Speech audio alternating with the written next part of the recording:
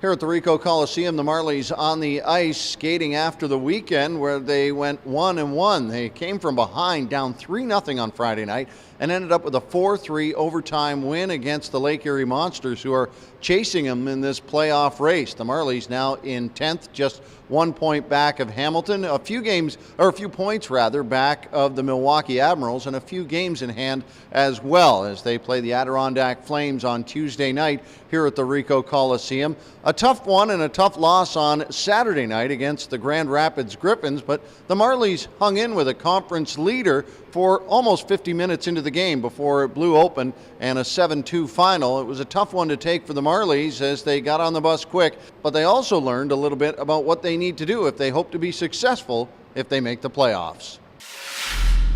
3-2 was, we were right there in the middle of the third period, and we missed a couple assignments on offensive side of things that turned into goals against, and I'm taking that one on my shoulders as far as explaining what we want to do offensively properly to the players, and so turned into some bad situations against us that they capitalized on, and certainly wasn't on Christopher Gibson's shoulders.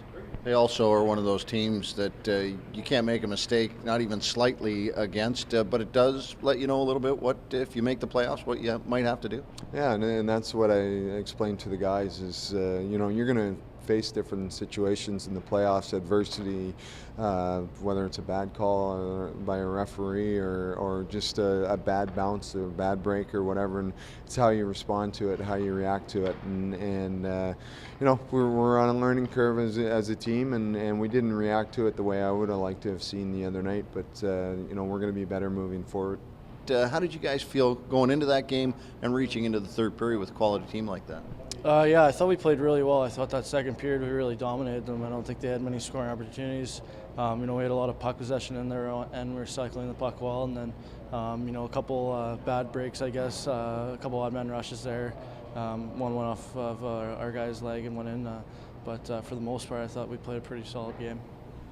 You in particular looked like you were having a quality game out there. Did it feel any better or different than any of the other ones you've played recently?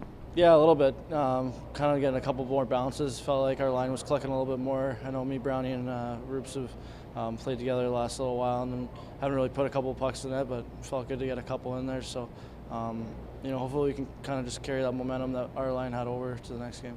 We got a big game against Adirondack. They're kind of clawing at us at our heels, and we're trying to get into that 8th spot there. So, like you said, it's hard not to look forward, to the games because we got a big road trip coming up too. But just kind of staying in the moment this next game, and obviously the games this weekend. Matt, back in the lineup. How was it to get back out on the ice and play at game speed? It was good. I mean, it's been a while. It's been seven weeks, but it was good. It was good to get back out there. We had a tough game, but those happen, and hopefully we'll get it rolling the right way. Come down the stretch here, some important games. Biggest challenge you face in that situation after being off for so long? I think it's a mix between your conditioning, getting back into game shape, and the speed of the game. It was obviously it's fast. I mean, they're a good team regardless, and but I thought I felt well out there. I felt good, and hopefully I can keep that going. Tough to keep your finger on the pulse of what's been happening with the team. You've been out. I know you've been here, but in the midst of a playoff race here. Yeah, there's been. I was out kind of on my own after for the first couple of weeks with the concussion, but being in the room a lot, getting treatment and stuff, just being around the guys is good. To like you said, keep your finger on the pulse, and we got a good mood in the room right now, and you could feel it, and we've been playing well. So I just don't interfere with that and keep that going. I know I've been out for a while, but I just want to be able to come in and contribute. You still feel the enthusiasm of the playoff chase, though? Absolutely. I mean, there's nothing like it.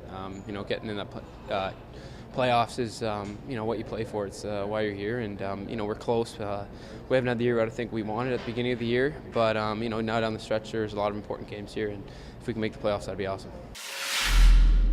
Well, the last game ever here at the Ricoh Coliseum for the Adirondack Flames, as they will now move out to the West Coast, and Adirondack, Glens Falls, becoming an ECHL city.